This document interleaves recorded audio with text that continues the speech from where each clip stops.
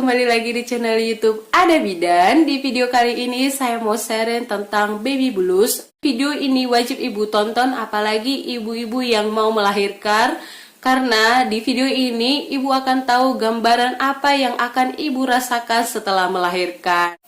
Tapi sebelum menonton video ini, jangan lupa subscribe ya. Setelah melahirkan, kebanyakan ibu akan merasakan baby blues. Tapi tidak semua ibu melahirkan merasakan baby blues. Jadi baby blues ini adalah perubahan suasana hati pada ibu yang baru melahirkan. Perubahannya seperti apa atau gejalanya seperti apa? Biasanya ibu akan tiba-tiba merasa sedih dan tiba-tiba merasa pengen nangis secara terus-menerus. Kemudian ibu merasa tidak berguna atau merasa tidak percaya diri untuk merawat si bayi. Kemudian ibu akan gampang tersinggung dan ibu akan merasa cepat lelah. Jadi penyebab baby blues ini adalah yang pertama, adanya perubahan hormon pada tubuh kita. Yang tadinya kita tidak menyusui, tapi setelah melahirkan kita akan memproduksi ASI, dan ketika kita memproduksi ASI, hormon di dalam tubuh kita akan berubah. Jadi misalnya hormon prolaktin kita akan meningkat, sementara hormon estrogen kita akan menurun. Jadi adanya perubahan-perubahan hormon yang ada di dalam tubuh kita itu sangat mempengaruhi suasana hati kita. Kemudian penyebab yang kedua baby blues ini adalah kesulitan beradaptasi. Setelah memiliki si bayi, ibu akan beradaptasi dengan keadaan setelah ibu melahirkan. Misalnya ibu harus merawat si bayi, tadinya ibu tidak begadang, ibu harus begadang, ibu harus menyusui, merawat si bayi, kemudian perubahan pada tubuh ibu. Yang tadinya payudara ibu tidak bengkak, payudara ibu bengkak, puting ibu lecet, nyeri operasi ibu sakit, atau nyeri jahitan pada vagina ibu sakit.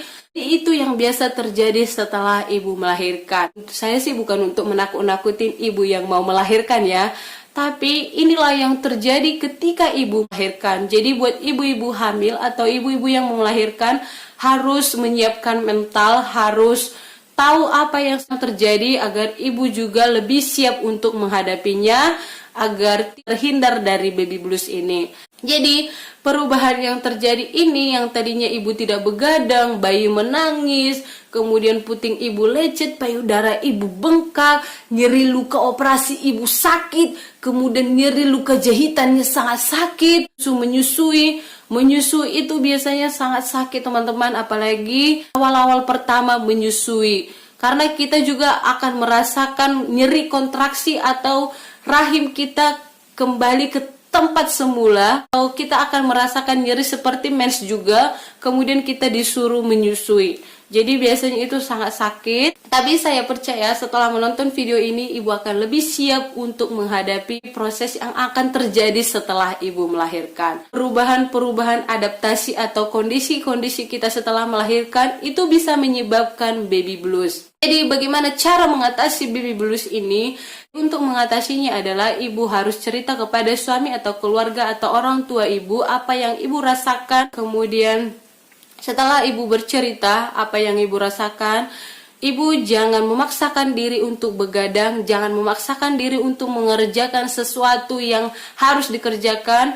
Ibu harus istirahat, ibu harus tidur yang cukup. Misalnya ketika si bayimu tidur, ibu harus ikut tidur.